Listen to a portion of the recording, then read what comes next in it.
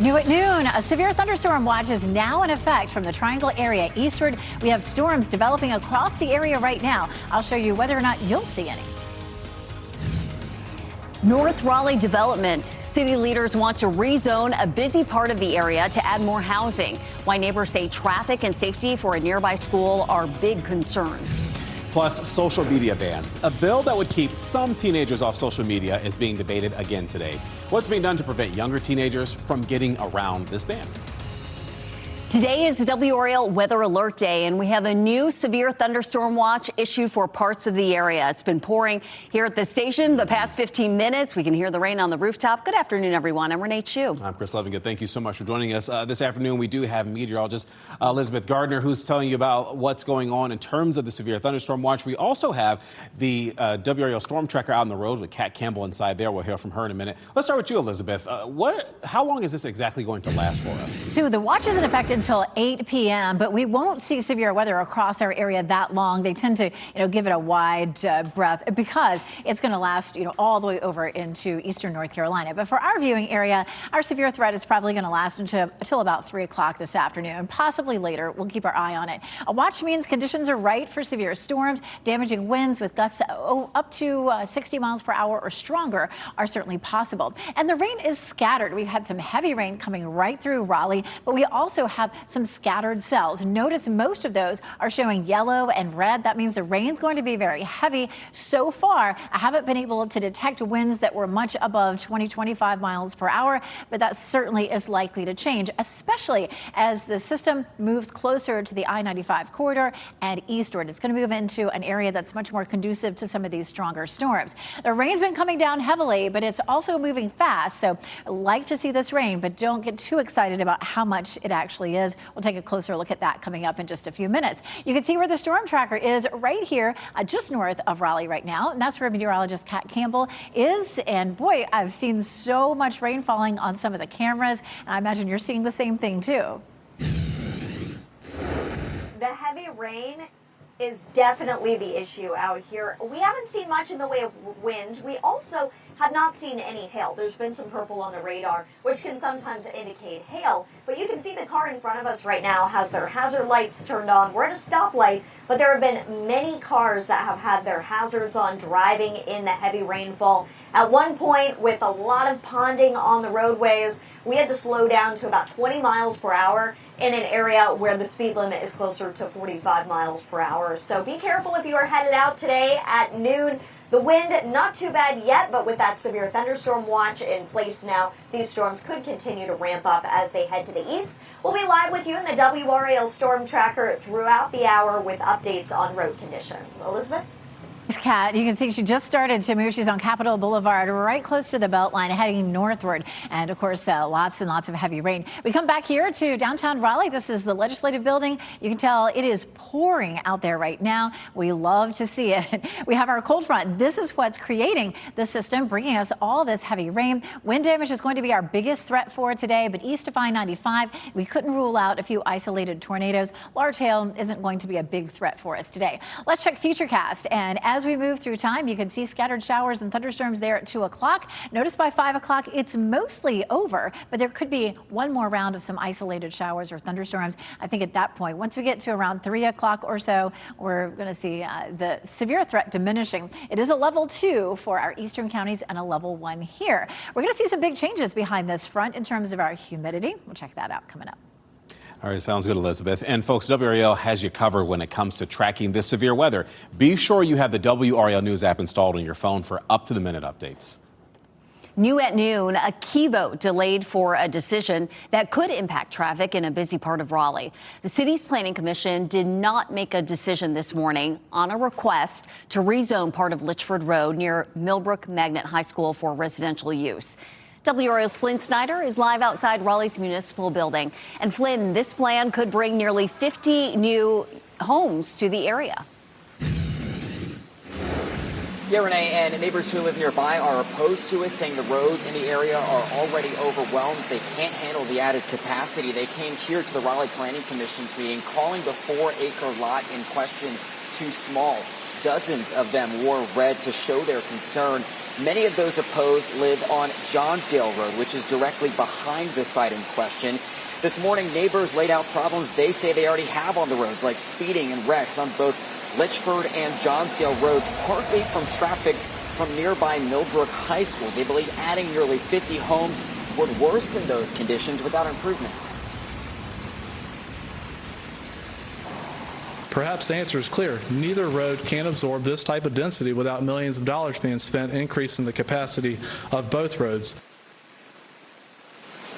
And so it's important to note the Planning Commission previously denied a previous request similar to this, but City Council sent it back to them after the developer made changes. Those include dropping the number of units that would be on the site and restricting the development's access to Johnsdale Road unless changes are made. Commissioners did express infrastructure concerns in the area and pushed to vote back on this to August so that the developer can make even more changes. Insider WRAL News, live in Raleigh. Well, it looks like lawmakers are again expected to debate a bill that would ban some teenagers from using social media. And it's scheduled to be on the House floor today for a vote. And they could vote to pass the bill and send it to the governor's desk, or they could choose to keep working on this bill. Let's bring in WRAL State Government reporter Caroline Yaffa. She joins us live to talk more about this and what to expect. And right now, you're going to answer a key question for us, Caroline. How would these age regulations actually work in practice? Well, Chris, it only takes seconds to get onto social media. As you know, a child can just download an app on some platforms. They can click on it and say that they're 18, just making those claims, even when they're not. And lawmakers say that's meaning that they're entering a world that they should not be in. But again, I'm going to answer the question today about what can stop kids from lying. And lawmakers are hoping that it's in this age verification bill, and they want parents to regulate this. So Republican Representative Jeff Zenger is the bill's sponsor, and he says the goal is to move away from self-reported age and toward what he calls default to safety settings. That could mean parental controls that are built directly into accounts or devices would stay on unless a parent actively disables them. Zenger says platforms and app stores already have the tools to support age-based restrictions, pointing to systems used for purchases and existing parental controls. But key details are still being negotiated, including how verification would work and who would be responsible for enforcing it. Zenger is weighing possible solutions to this. If they've bought the device and they've bought it for their kids, there would be a way for, I'm sure Apple can already do this, where you set it up and say, I'm the owner. The bill is expected to be on the floor for debate today in the House at 4 o'clock. One possible way for this to advance is for it to be passed out of the House and then go to Governor Josh Stein's desk as soon as today. But another possibility is that it goes to a conference committee, and so the Senate, tech companies, and the House continue to work on the bill. Caroline Yaffa, WRAL News, live in Raleigh. And also happening today, the Lumbee Tribe of North Carolina will vote on a constitutional amendment that would allow casino gaming on tribal lands.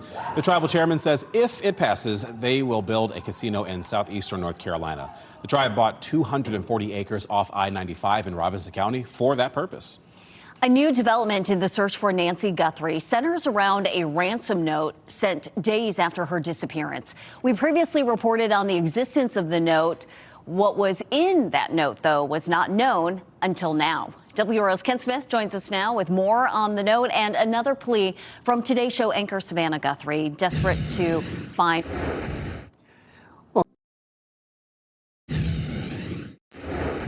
I'm meteorologist Elizabeth Gardner. This may be the first today of many severe thunderstorm warnings that we see. So we have a cell that's moving out of Wake County up toward parts of Franklin County and Nash County, even just a little corner of Johnston County included in this warning. So we're looking at winds at 70 miles per hour. It's moving at about 25 miles per hour off to the northeast. And so also some penny-sized hail.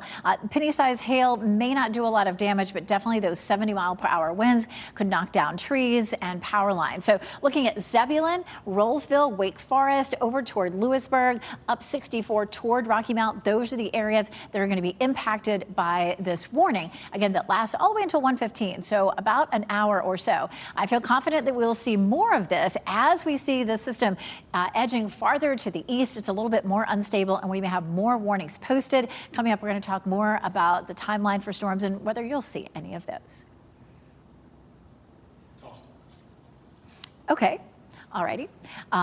So we'll take a look at dual Doppler 5000. We'll widen the view out a little bit, and you can see down to the south some scattered storms around Fayetteville, and then a secondary line that's developing back here across the Triad area. And so we have plenty more of this to come. You can see this heavy rain here just moved over the Beltline, and as it moved into eastern Wake County, that's when the severe storm details were detected, those winds at around 70 miles per hour. We're going to be watching this second line back to the west. And of course, as our storms start to move over to the I-95 corridor, that's when we may see things strengthening even more. You can see, of course, right here where the storm tracker is, just south of Rollsville. Meteorologist Kat Campbell is there, and you can see that heavy rain is about to move right into the area where she is. So, Kat, you're actually in the warning area.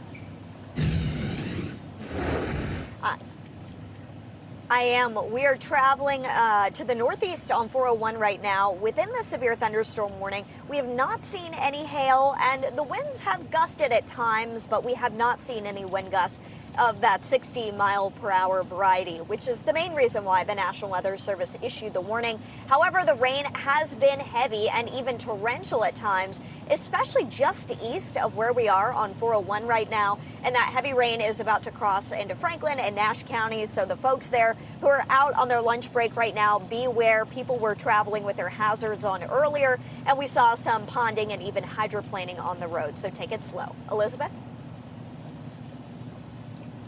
Warning just popped up in Mecklenburg County, Virginia. It looks like it's sitting right over South Hill. As I mentioned, this is going to be one of many severe thunderstorm warnings that we see. Our biggest threat today is going to be these straight line winds that could knock down trees and power lines. And again, Kat's sort of on the edge of where some of that really heavy rain is. And as we get through the day, we'll likely see some of that really strong wind potentially translating down to the ground. We have the severe thunderstorm watch in effect from the Triangle area eastward. And again, already starting to see those winds at 70 miles per hour. At 2 o'clock, we're seeing widespread storms, and those begin to move farther eastward and out of our viewing area around the middle of the afternoon. But there could be a few lingering cells that continue to rotate around that low. So a level 1 and 2 risk for severe storms, wind damage. The biggest threat already being able to detect a little bit of hail in these storms, though, also. So keep that in mind. Rainfall coming down very heavily in Franklinton right now. Franklinton's all dressed up for 4th of July, but that rain is coming down. It is 74 with a dew point of 72, so it's warm and sticky out there right now. Our temperatures should be much cooler today than yesterday because of the rain, expecting upper 80s to low 90s. We should get a nice break in the humidity for tomorrow, but then it comes rolling back just in time for the weekend. Look at that, hot in the upper 90s. We also have more chances of showers and thunderstorms. So we'll come back shortly and check in on the 2 warnings that we have and our chances for rain this weekend coming up. Happening now here in the WRAL Live Center. It's good we're getting that rain, although city officials say that we need much more of that to get out of the drought. This morning, we did get an update from the U.S. Army Corps of Engineers about the Falls Lake levels that we're seeing right now. And they say that Falls Lake is now 5.5 feet below lake level, taking the water supply to 64%. They also said that this is the driest June on record. As we know, stage 1 water restrictions were implemented on April 20th, and the city of Raleigh remains in stage 1. The city of Raleigh also says that Raleigh Water is continuing to ramp up those water usage restrictions as well as enforcement at this time. All right, thank you for tracking that for us, Laura. Well, coming up tonight, we told you about a Fuquay Arena man who lost a significant amount of money. We're talking about his retirement of $750,000 to an elaborate crypto scam. Well, now we're learning more about the people behind that scam. That's tonight at 5:30. And new at 6 p.m., a Durham woman is no longer past due on her energy bill thanks to 5 on Your Side. How WRAL's Kelly Arthur got an assist from a very helpful viewer. And still to come on this newscast, wash before you wear. If you bought some new Canes Championship gear or a fresh summer outfit, 5 on Your Side shares what to know before the first wash and which detergents work well. Plus, exploring new formats. Instagram is taking on Netflix, the experiment that could bring the social media platform to your TV in a different way than it currently is. If you see breaking news, maybe you have a story tip or you have video and pictures of weather where you are, possibly right now outside. So long as you can do so safely, you can report it to us at WRAL.com/report it.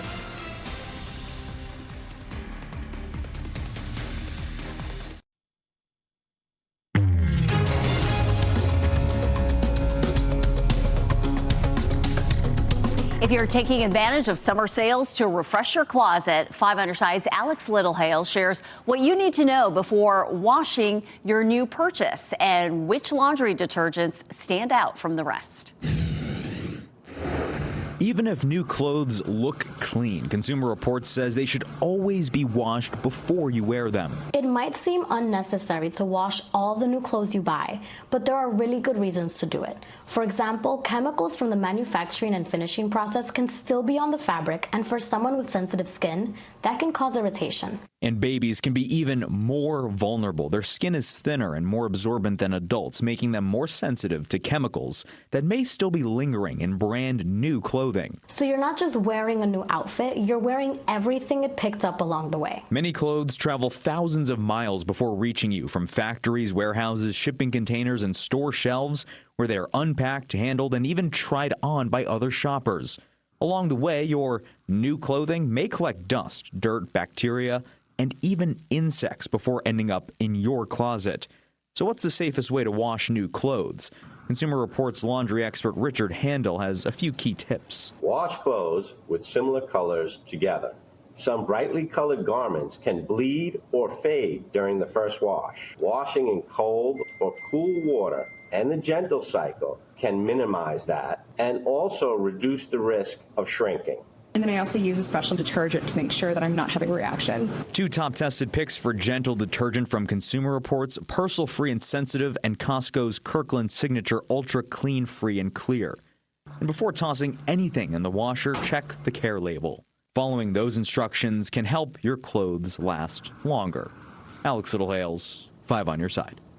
Looks like Instagram is trying to take on streaming services as the company plans to experiment with longer form content and live TV. Instagram says the app is being rolled out on Samsung TVs. It's actually already available on Amazon Fire and Google TV. It's also getting new features, including channels and support for horizontal videos and stories. And looks like Bed Bath & Beyond is making a comeback. The company is planning nearly 24 new locations nationwide. This would happen through a partnership with the Container Store. Bed Bath & Beyond filed for bankruptcy back in 2023. However, it kept an online presence after Overstock.com acquired its assets. To promote its return, the company is hosting a search for the oldest existing coupon. Get this, Renee, the top prize, $100,000. Well, today is a WRAL weather alert day. A severe thunderstorm warning is in effect for parts of Wake County, Franklin County, and Johnston County. The WRAL storm tracker with meteorologist Kat Campbell, they are driving through that area right now in Rollsville. Elizabeth Gardner returns after the break with who else is seeing heavy downpours right now. And catching some Z's. A sleep specialist offers suggestions to help you aim for the right amount of time before you go to bed. And don't worry, we didn't forget. Here are your winning NC Education lottery numbers right here on your screen.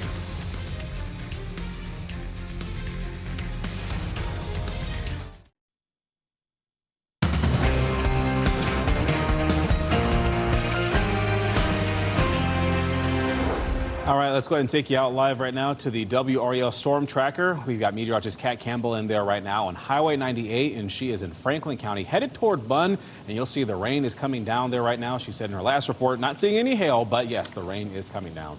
Folks, we have team coverage on this WRAL weather alert day today. Yeah, meteorologist Kat Campbell will show us what she's seeing, where she's at right now. But we begin with meteorologist Elizabeth Gardner in the WRAL Severe Weather Center, and these severe thunderstorm warnings just issued here within the past 10 minutes. Yes, 2 of them now. So we have one of them just east of Raleigh and another sitting right on top of South Hill, Virginia, which is part of our viewing area. Before we zoom in, I want to give everybody a chance to kind of see what it's looking like big picture. We have another line of thunderstorms coming out of the Triad area. That's going to start to push into our region. A couple of other areas to watch here, western part of Chatham County and potentially down over around Goldsboro. But let's get into where the warning is. You can see all the red there. Very heavy rain here. We have the potential for 70-mile-per-hour winds and some penny-sized hail. Very intense right here. I mean, that's going to be just the very southwest corner of Nash County. All of this is moving off to the northeast. Still a lot of heavy rain and lightning, but right there, if we're going to have anything that is causing damage, it's probably going to be right here. Samaria, Daddiesville, both of those towns are in the path of really what's going to be the strongest part of that storm. But other areas, Fraser's Crossroads at 1236, Margaret at 1237, Mapleville at 1246, Stanhope at about 1248. So this is moving off at about 25 miles per hour to the northeast. So then we'll take a look at South Hill. Also here, just south of town, this is moving to the northeast as well. We're so far away from the radar that it's hard to pick up rotation, but we are seeing a little bit of red and green together, and that is potentially an indication of some rotation. There's no tornado warning on that right now, but we'll have an eye on that right there, just south of South Hill. If you are there, keep tuned in with us in case there's a warning that is issued. Right on the edge of some of this heaviest rain near Bunn is where Kat Campbell is. She's headed toward Bunn, and Kat, it looks like you are right in the middle of that downpour.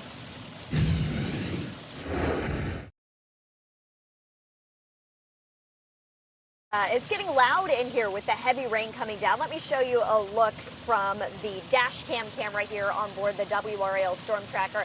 I had to put in my other earpiece just so I could hear, given the rain picking up in intensity. We have slowed down on the road now. We're only driving at about 35 miles per hour in the WRAL Storm Tracker.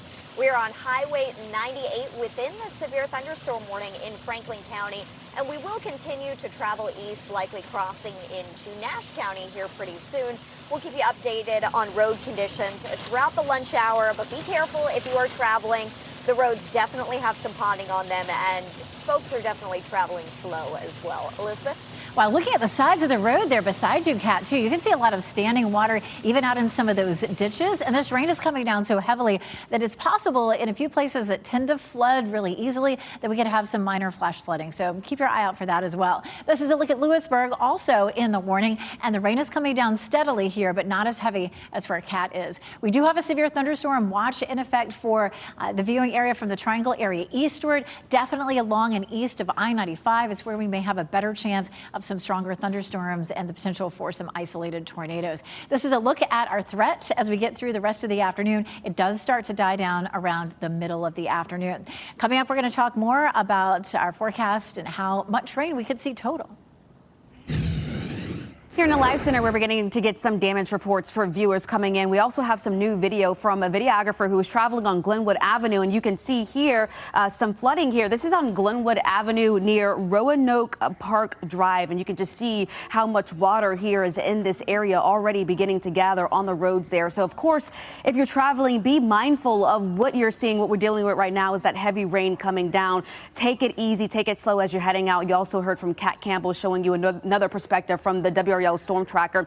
This is just another reminder that you can always send the pictures and videos of the weather wherever you are by going to WRAL.com/reported. I just got an email as well about a tree that came down in Henderson, so I'll give you that update as soon as we get more information. Thanks, Laura. Download the WRAL weather app and plan ahead for severe weather anytime. It allows you to watch radar in real time to see when storms are in your area. Turn on alerts to get notified about severe weather in your location. Tonight, we expect to learn more about the future of the South Wake landfill in Apex. County leaders say the landfill is running out of space, and it's time to create a plan for the years ahead. Here's WRAL's Kelsey Coffey on what neighbors there are demanding.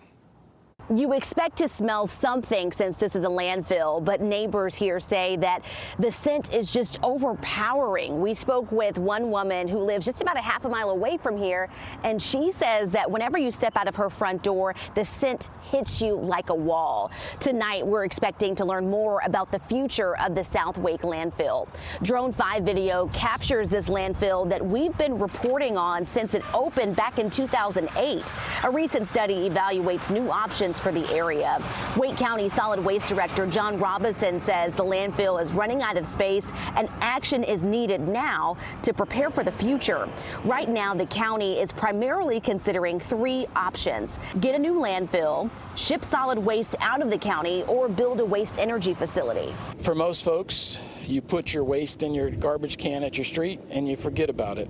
And the truth of the matter is, we all need to focus a little bit more on those kinds of things. It's important to know where your waste goes, how it's being dealt with. You can learn more about the future of the landfill and how it could affect you and your family tonight at 5 o'clock at downtown Cary Park. Kelsey Coffey, WRAL News in Wake County.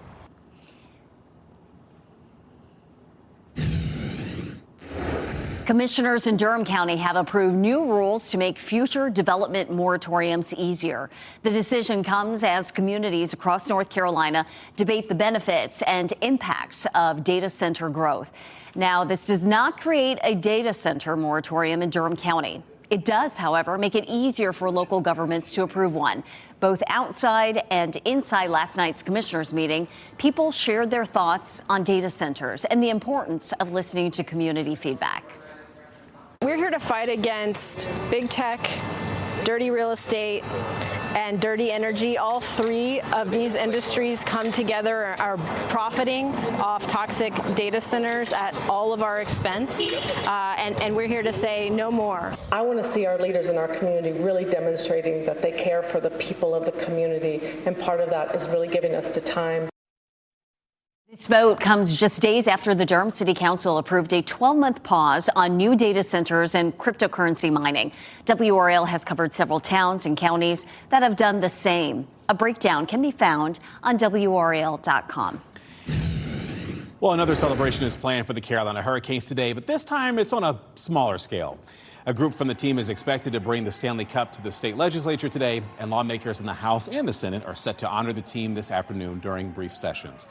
You may recall just days ago, an estimated 180,000 people packed downtown Raleigh to celebrate the Canes. And moving on, the advantages for a company when some employees eventually take a job somewhere else. How those moves can help the company's brand. Plus, plotting to attack. 2 more people are facing charges stemming from alleged plans to attack the White House UFC event. What prosecutors say was their special skill.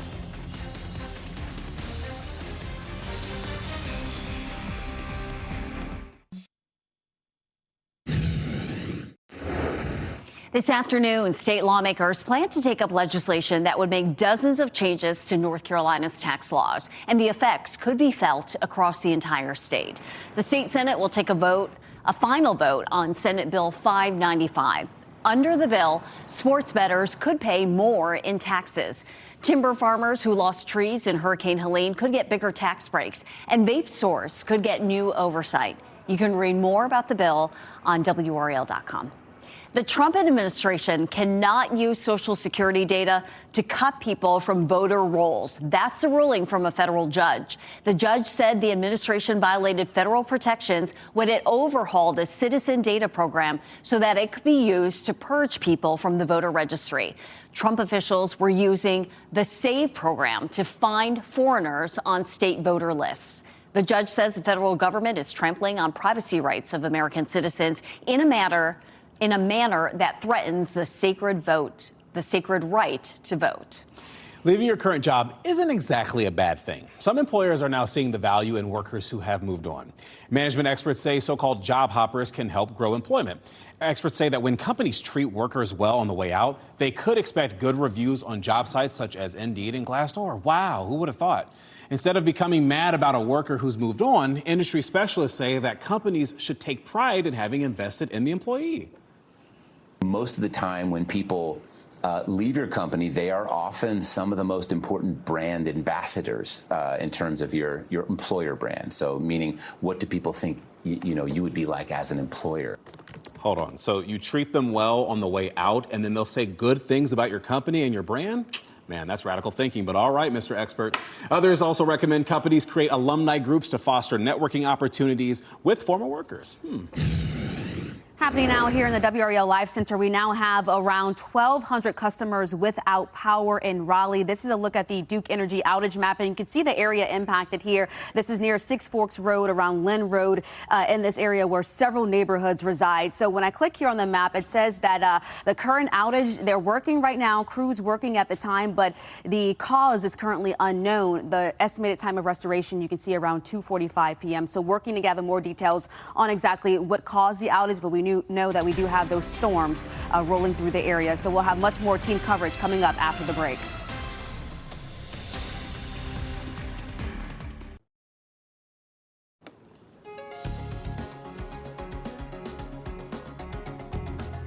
The WRAL Storm Tracker is on the move. It is heading east into Nash County toward Rocky Mount. And this is an area that is seeing some strong storms right now. We continue to watch this weather as you're watching WRAL News, available on Hulu and the WRAL News app. And we have Kat Campbell's in the storm tracker right now, tracking on the road. But we do want to go to Elizabeth Gardner, who's looking at things right now from the WRAL Severe Weather Center. So show us a little bit more about how active the dual Doppler right now is, Elizabeth. Boy, you take a look at it and you can see red scattered all across the entire viewing area right now. And so we're looking at the red areas. That's where the rain is really heavy. That's also where we'll likely see the strongest winds. We have 2 severe thunderstorm warnings that are in effect right now. We're going to zoom in on both of those. One of those is about to move out of the viewing area. It's up in Mecklenburg County, Virginia. But let's start with this one. And you can see where the strongest part of that storm is. It extends until 1:15 this afternoon, so it's another 30 minutes. I think most likely that the Weather Service will extend this because it doesn't look like it is weakening anytime soon. It's moving into an area where the air mass is more unstable, so it could continue to strengthen as it moves toward Rocky Mount and Dorchester. So we're going to put a track on that in just a second. Of course, it moved through Wake County earlier. As you look down toward Johnston County and Wayne County, definitely looking like a pretty nasty cell stretching down to the south. So let's talk. Likely to move through Nashville. Nashville at about 12:59, so almost 15 more minutes. And even though this is not a tornado warning, we could see winds with this at 70 miles per hour, which can knock down trees and cause power outages. So if you are in the path of this storm right here, you need to continue to watch us and just take note and make sure that you're in a fairly safe place.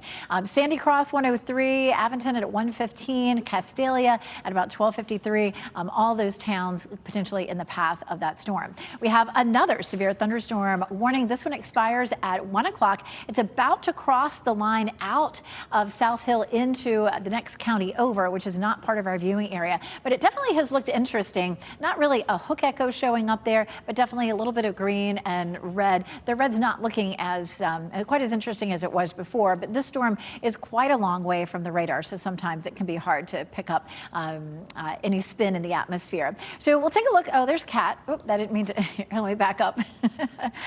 Here's Kat Campbell, and she's been moving. So she's down here just to the north of Gold Valley Crossroads, heading over towards Spring Hope there in Nash County. So, Kat, you're very close to that heavy rain. How's the wind looking where you are? We haven't quite reached the strong winds yet, but within the storm, when we look at the dual Doppler 5000, they are definitely the strongest winds that we have seen so far today. We're going to flip things around here to show you the dash cam view. The rain is picking up a little bit as we cross from Franklin County into Nash County on 64 right now, but we are going to be making our way closer to Dorchester and Nashville so we can get a better sampling of the wind inside the storm in the WRAL Storm Tracker. This area remains under a severe thunderstorm warning, and it is definitely the most impressive wind signature that we've seen so far today. And with even more energy in place as the storm travels to the northeast, we plan on sticking with this storm a little bit longer. Please let us know if you have any damage in your area, and we will come by and check it out in the WRAL Storm Tracker. Elizabeth?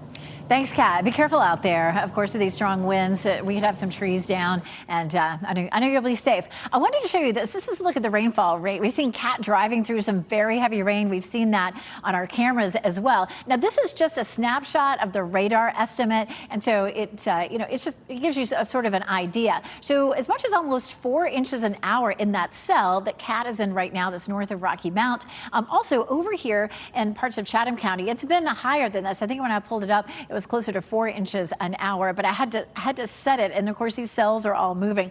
But generally, I've seen as much as 2 inches an hour to maybe 4 to 5 inches per hour showing up in some of these cells. Now, of course, none of these cells are sitting there for a whole hour, but it does give you the idea that that rain's coming down very heavily. We've seen 1.25 inches here in Siler City so far. This little batch, again, this is the cell that Kat's in, about 1.5 inches so far, and then a little over 3/4 of an inch up near the Virginia line and back over to the east of Rocky Mount. We take a look at South Hill, and of course that storm cell is moving away from South Hill right now, so that is definitely good news, but definitely a lot of rain there. This is going to be an ongoing system through the next several hours, so we'll continue to watch it. We may see more severe thunderstorm warnings, and an isolated tornado warning is not out of the question either. We get a little break Wednesday and Thursday.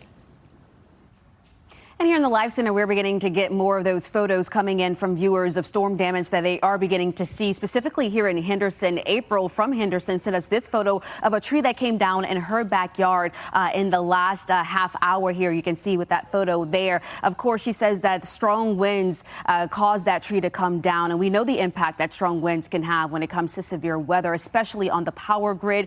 It was in Oxford where 1,000 customers just last night were out of power because of a tree that came down over there in Granville County. So again, if you have any photos of the weather or video of the weather in your neighborhood, be sure to send it to us at WRAL.com/report it. We'll have top stories coming up after the break. Well, as we wrap things up, here's a look at a few of the headlines that were falling today on WRAL News. Today, lawmakers are again expected to debate a bill that would ban some teenagers from using